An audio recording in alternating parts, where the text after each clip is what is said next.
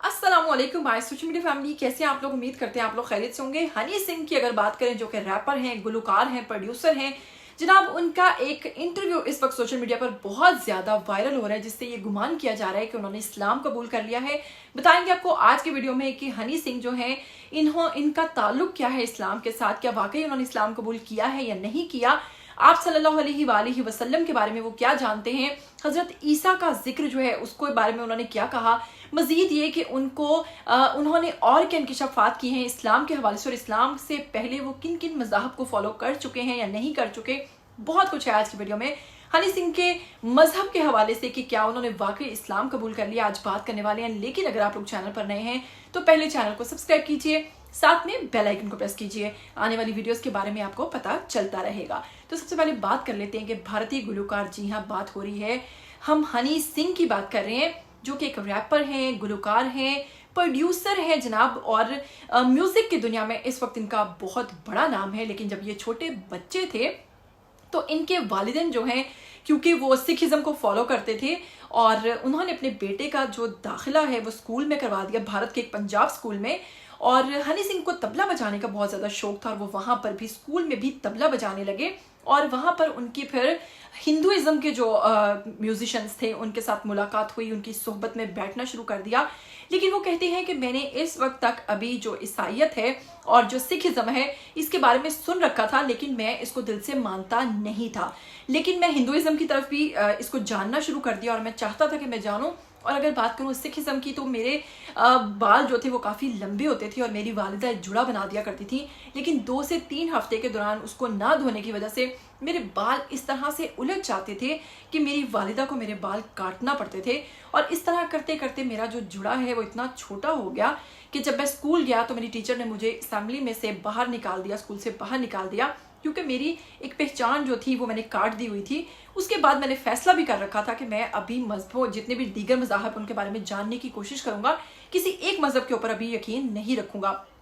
तो इस तरह से मैंने सिखिज्म पर ट्रस्ट नहीं किया, ईसाईयत के बारे में सुना, उस पर ट्रस्ट नहीं किया। फिर मैं हिंदुइज्म में, क्योंकि मेरी फील्ड ऐसी थी म्यूजिक से रिलेटेड, उस वक्त तक मैं भी आम सा था, लेकिन क्योंकि मैं प्रोड्यूसर था, म्यूजिशियन था, तो मैं सुनता था। हिंदुइज्म के जो मेरे उस्ताद थे उनको भी सुनना शुरू हुआ, लेकिन फिर उसके बाद मुझे कोई ख़ास इन तमाम मज़ाहब में इंटरेस्ट नहीं दिखाई दिया। उसके बाद मुझे मेरे चंद दोस्त हैं, उन्होंने मुझे कहा कि फोर्स किया कि तुम मोहाली शिफ्ट हो जाओ, और मैं मोहाली शिफ्ट हो गया। उस वक्त तक मैं एक आम सा लड़का था, और जब मैं वहाँ शिफ्ट हुआ तो वहाँ पर मेरी कुछ मज़ाहब और कुछ मजहबी किस्म की शख्सियात और कुछ ऐसे उलमा कराम से मुलाकात हुई जिनसे मुझे इस्लाम के बारे में जानने का मौका मिला। मैं उनके पास जाता था, क्योंकि मैं एक बड़ा अजीब सा लड़का था, बिगड़ा हुआ लड़का था। मैं उनसे बहुत सख्त किस्म के सवालात करता था, वहाँ पर मुझे बहुत कुछ जानने को मिला। वो मेरे हर उल्टे जवाब का सही जवाब देते थे, और ये तजर्बा मेरे लिए इतना खूबसूरत रहा।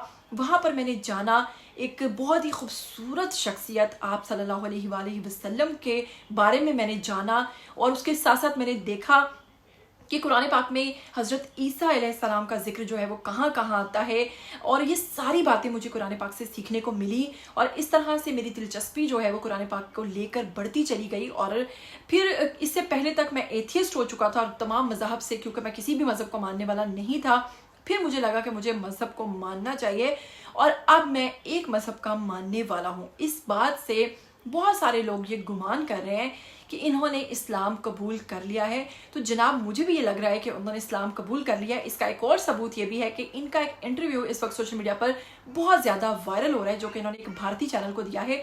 उस इंटरव्यू में हनी सिंह की बातें सुनने के बाद साफ वाज़िया तौर पर यह पैगाम मिलता है कि वो इस्लाम को कितना पसंद करते हैं।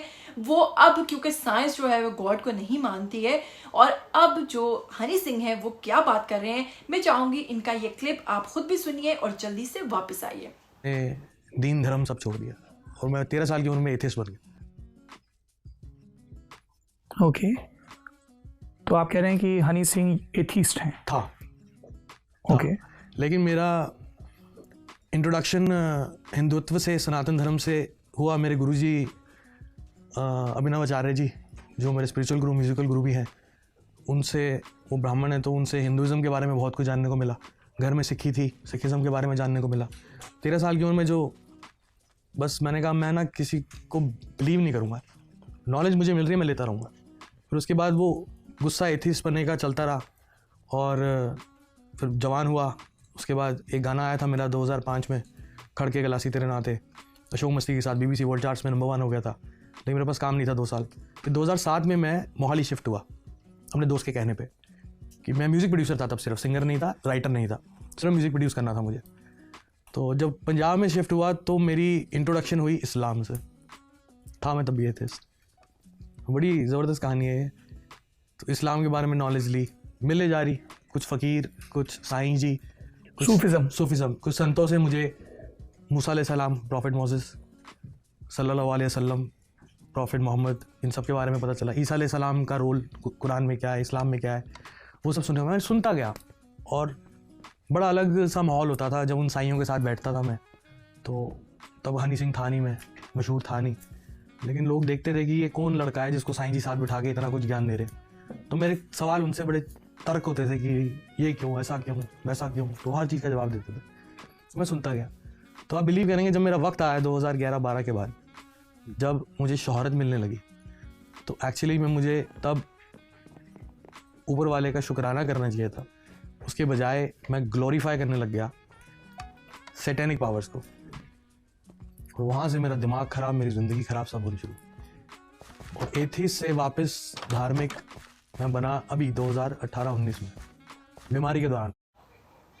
जी, तो हनी सिंह का ये क्लिप सुनने के बाद आपको क्या लगता है कि वाकई हनी सिंह जो है वो इस्लाम कबूल कर चुके हैं? वैसे वाज़िया तौर पर उन्होंने वो तमाम चीज़ें, वो तमाम आपको कह लीजिए कि शवाहिद दे दिए हैं जिससे इस चीज़ का अंदाज़ा लगाया जा सकता है कि हनी सिंह इस्लाम कबूल कर चुके हैं। दायरा इस्लाम में हनी सिंह को हम अपनी तरफ से वेलकम कहते हैं, खुशामदीद कहते हैं, बहुत बहुत मुबारक हो। लेकिन वो खुलकर इसलिए नहीं कहते क्योंकि आप जानते हैं उनके फॉलोअर्स, उनके फैंस की जो तादाद है, और फिर भारत में ऐसे सिंगर्स जो हैं वो थोड़ा सा डरते भी हैं। लेकिन उन्होंने ये ज़रूर कहा है कि मेरी ज़िंदगी अब बिल्कुल बदल चुकी है और अब मैं एक मज़हब का मानने वाला हो गया हूँ, और यकीनन ये मज़हब इस्लाम है। आपको क्या लगता है ज़रूर बताइएगा। आइए कमेंट बॉक्स में जल्दी से अपनी राय दीजिए। मुझे दीजिएगा इजाज़त, फिर मिलेंगे। टिल देन टेक केयर, अल्लाह हाफिज़।